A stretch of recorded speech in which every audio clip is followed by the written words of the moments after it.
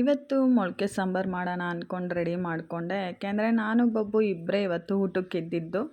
ಯಾರೂ ಊಟಕ್ಕೆ ಕೂಡ ಇರಲಿಲ್ಲ. ಏನು ಮಾಡೋದು ಅಂತ ಥಿಂಕ್ ಮಾಡಿ ಸಾಕಾಯಿತು. ಆಮೇಲೆ ಮೊಳಕೆ ಕಾಳಿತ್ತು, ಸ್ವಲ್ಪ ಸಾಂಬಾರು ಮಾಡ್ಕೊಂಬಿಡೋಣ, ಸ್ವಲ್ಪ ಪಲ್ಯ ಮಾಡ್ಕೊಳ್ಳೋಣ ಅಂದ್ಕೊಂಡು ಡಿಸೈಡ್ ಮಾಡಿಕೊಂಡೆ. ಮಸಾಲೆ ಸಾಂಬಾರು ಮಾಡಿದ್ರೆ ಚೆನ್ನಾಗಿರುತ್ತೆ ಅಂದ್ಕೊಂಡು, ರಾತ್ರಿಗೆ ಮುದ್ದೆಗೆ ಸರಿ ಹೋಗುತ್ತೆ ಅಂದ್ಕೊಂಡು ಮೊಳಕೆ ಕಾಳು ಸಾಂಬಾರು ಮಾಡಿಕೊಂಡೆ. ಅಷ್ಟೊತ್ತಿಗೆ ಸ್ವಲ್ಪ ಮೊಳಕೆ ಕಾಳು ಬೇಯಿಸ್ಕೊಂಡು ಅದನ್ನು ಕೂಡ ಒಗ್ಗರಣೆ ಹಾಕ್ಕೊಂಬಿಡೋಣ, ಚಪಾತಿಗೆ ಸರಿ ಹೋಗುತ್ತೆ ಅಂದ್ಕೊಂಡು ಚಪಾತಿಗೆ ಮಾಡಿಕೊಂಡೆ.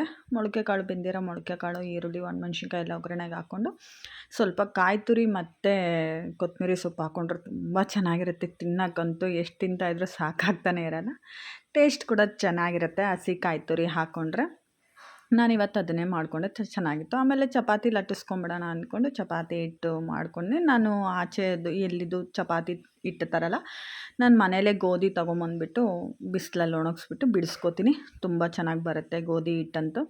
ಆ ರೆಡಿ ಹಿಟ್ಟಿಗಿಂತ, ಆಶೀರ್ವಾದ ಹಿಟ್ಟಿಗಿಂತ ಬೆಟರ್ ಮನೇಲೇ ಮಾಡ್ಕೊಳ್ಳೋದು ಹಿಟ್ಟು ಚೆನ್ನಾಗಿರುತ್ತೆ ಅಂದ್ಕೊಂಡು ನಾನು ಮನೇಲೇ ಮಾಡ್ಕೋತೀನಿ.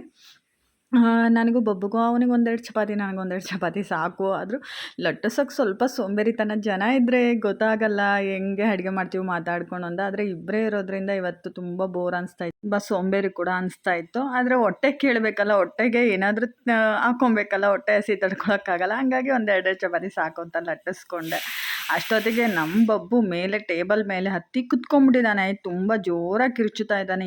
ಏನಕ್ಕೆ ಅಂದ್ಕೊಂಡು ಆಚೆ ಬಂದು ನೋಡಿದ್ರೆ ಅವನು ಟೇಬಲ್ ಮೇಲೆ ಹತ್ತಿ ಕುತ್ಕೊಂಡ್ಬಿಟ್ಟಿದ್ದ. ಇಳಿಯೋದಕ್ಕೆ ಭಯ ಪಡ್ತಾ ಇದ್ದ ಅವನು. ಅವನನ್ನು ನೋಡಿ ಸ್ವಲ್ಪ ನಗು ಬರುತ್ತೆ ನಂಗೆ ಒಂದೊಂದ್ಸಲಿ. ನೀನು ಇಳಿಯೋಕ್ಕಾಗಲ್ಲ ಅಂದಮೇಲೆ ಏನಕ್ಕೆ ಕರ್ಬೇಕು ನಿನಗೆ ಇಳಿಯೋಕ್ಕಾಗಲ್ಲ, ಹತ್ತು ಮಾತ್ರ ಕುತ್ಕೊಂಡ್ಬಿಡ್ತೀಯಾ? ಭಯ ಆಗುತ್ತೆ. ಇಳಿ ಕೆಳಗೆ, ಇಳಿ. ಓಹೋ, ಅಷ್ಟೊತ್ತಿಗೆ ಚಪಾತಿ ಕೂಡ ರೆಡಿ ಆಯಿತು, ಸಾಂಬಾರು ಕೂಡ ರೆಡಿ ಆಯಿತು, ಪಲ್ಯ ಕೂಡ ರೆಡಿ ಆಯಿತು. ಮೂರು ಹಾಕ್ಕೊಂಡು ಒಂದೆರಡು ಚಪಾತಿ ಹಾಕ್ಕೊಂಡು ತಿಂದರೆ ತುಂಬ ಚೆನ್ನಾಗಿತ್ತು.